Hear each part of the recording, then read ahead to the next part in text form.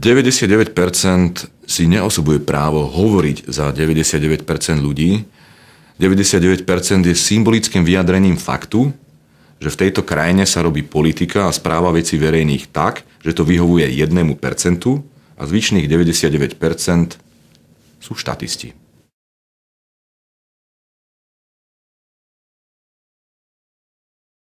Ja už som sa pohyboval, odkedy som začal chodiť na gymnázium, medzi ľuďmi, ktorí sa zaujímali o to, čo sa deje okolo. A stále sme viedli diskusie, že čo sa pre Boha musí stať, aby sa ten nešťastný sovietský blok nejako rozpadol a my sme poznali, čo je to sloboda. Lebo väčšina mojich kamarátov nemohli cestovať do zahraničia. My sme napríklad neboli v živote ani v Juhoslávii. Čiže žili sme si za ostnatými drôtmi a tušili, že svet vyzerá nejako inak.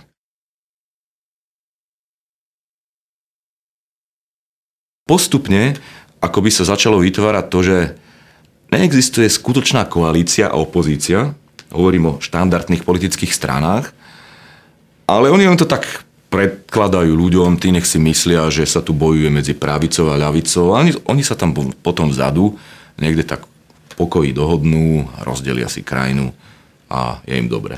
Politické strany sú dnes firmy.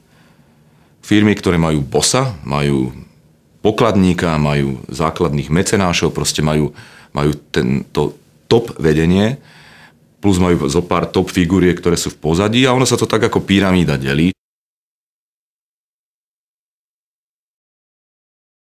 99% je zdravý rozum, alebo je dopredu. Ani doľava, ani doprava, ale najmä dopredu. A povedal by som taký ten základný princíp, ktorý je slovenskému národu veľmi vlastný, proste zdravý sedliacky rozum. A toto si myslím, že je podstatou 99%.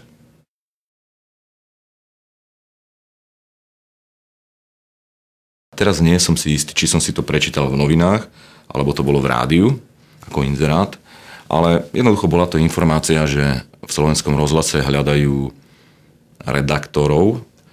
Tam som sa prihlásil a po nejakom konkurze, nie ľahkom, mi ponúkli prácu a som išiel pracovať do Slovenského rozhlasu a začal som vlastne novinárskú kariéru.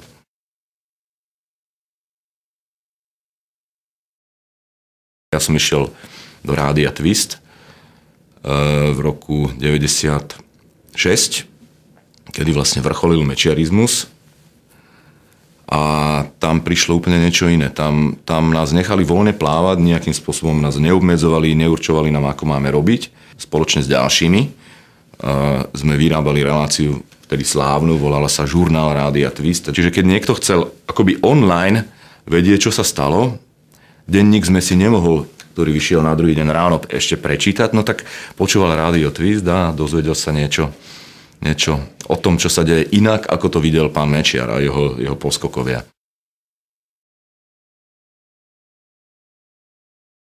Mňa bavilo bojovať proti v úvodzovkách zlu a bavilo ma, že ľudia sa museli vyfarbiť, že neboli takí tí strední alebo nejasní, ale bolo úplne jasné, kto je prívrženec toho režimu a bolo väčšinou jasné aj, že z toho má nejaké výhody a bolo jasné, že neexistovala taká tá mlčiaca väčšina ako dnes. Nesporne dochádzalo k zneužívaniu napríklad tajnej služby, ale to asi aj dnes.